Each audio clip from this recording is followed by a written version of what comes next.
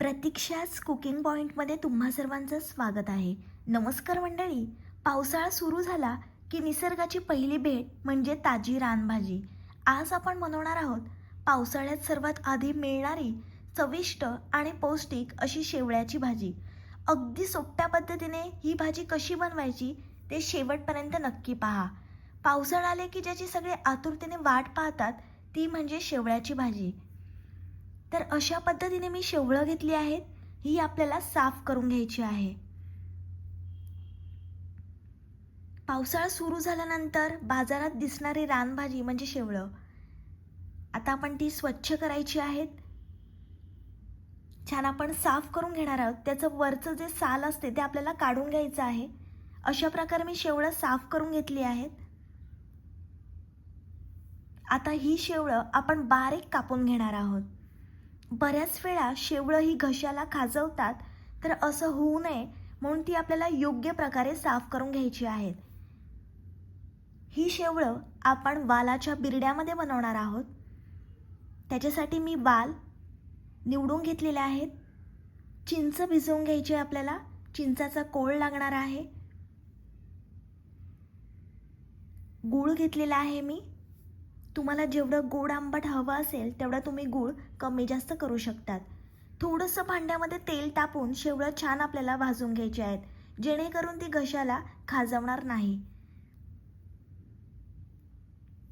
पावसाळा सुरू झाल्यानंतर बाजारात सर्वप्रथम दिसणारी रानभाजी म्हणजे शेवळं. ताजी आणि कोवळी शेवळं मिळाली की तिच्या भाजीची चव काही वेगळीच असते. ही भाजी बनवण्याआधी नीट साफ करणं खूप महत्त्वाचं असतं. आता आपण शेवळं भाजून घेतली आहेत. ती आपल्याला पाण्यामध्ये टाकून घ्यायची आहेत. अशा प्रकारे आपण घोळवून घेणार आहोत पाण्यामध्ये.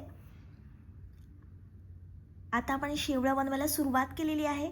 कढई मी गॅसवर न ठेवता बिरडं टाकलेलं आहे. हे आपल्याला अदावून बनवायचं आहे. बारीक आपल्याला कांदा टाकायचा आहे.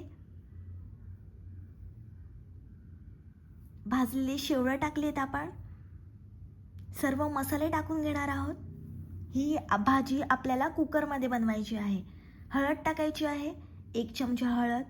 घरगुती आगरी कोळी मसाला टाकायचा आहे. तुमच्याकडे घरगुती कोणताही मसाला असेल ठेवणीतला तो तुम्ही टाकू शकता. तुम्हाला जेवढं तिखट हवं असेल तेवढं तुम्ही मसाला कमी जास्त करायचा आहे. शेवळं ही झणझणीतच भारी लागतात म्हणून मी 3 मोठे चमचे मसाला टाकून घेतला आहे. तेल टाकायचं आहे आपल्याला. आज आपण पावसाळ्यातील खास शेवळ्याची भाजी पावट्याच्या बिरड्यासोबत बनवणार आहोत. छान एकजीव करून घ्यायचं आहे. रानभाज्या फक्त चविष्टच नसतात, तर त्या आपल्या आरोग्यासाठी खूप फायदेशीर असतात. पाणी टाकून घेतलं आहे. जेवढं तुम्हाला रस्सा हवा असेल तेवढं तुम्ही पाणी कमी जास्त करू शकता. कुकरमध्ये आपल्याला 5 ते 6 शिट्ट्या देऊन ही शेवळं आणि वाल एकजीव शिजवून घ्यायचे आहेत. रानभाज्यामध्ये भरपूर जीवनसत्व, खनिजे आणि तंतुमय घटक असतात. त्यामुळे पचन सुधारण्यास मदत होते, शरीराची रोगप्रतिकारक शक्ती वाढण्यास हातभार लागतो आणि पावसाळ्यात शरीराला आवश्यक पोषण मिळते. म्हणून या सीझनमध्ये मिळणाऱ्या ताज्या रानभाज्या आहारात नक्कीच समाविष्ट केल्या पाहिजेत. 5 ते 6 शिट्ट्या देऊन शेवळं आपण व्यवस्थित शिजवून घेतली आहेत. पुन्हा आपल्याला त्याच्यामध्ये चिंच गूळ टाकायचा आहे आणि 5 ते 10 मिनिट व्यवस्थित शिजवून घ्यायचं आहे. पावसाळा आला की या रानभाजीची आठवण हमखास येते. ताजी आणि कोवळी शेवळं मिळाली की भाजीची चव काही वेगळीच असते. ही एक पारंपरिक आणि घरगुती पद्धतीची रेसिपी आहे. ग्रामीण भागात ही भाजी खूप आवडीनं खाल्ली जाते. शेवळं आणि पावट्याचं बिरडं यांची जोडी खरंच खूप मस्त लागते. गरमागरम तांदळाच्या भाकरीसोबत या भाजीची मजा काही वेगळीच असते. पावसाळ्यात अशी हंगामी रानभाजी खाण्याची संधी अजिबात सोडू नका. साधे साहित्य आणि अप्रतिम चव हीच या भाजीची खासियत आहे. आमच्या घरी ही भाजी सगळ्यांची खूप आवडती आहे. तुमच्याकडे ही भाजी अशीच बनवतात का हे कमेंटमध्ये मला नक्की कळवा.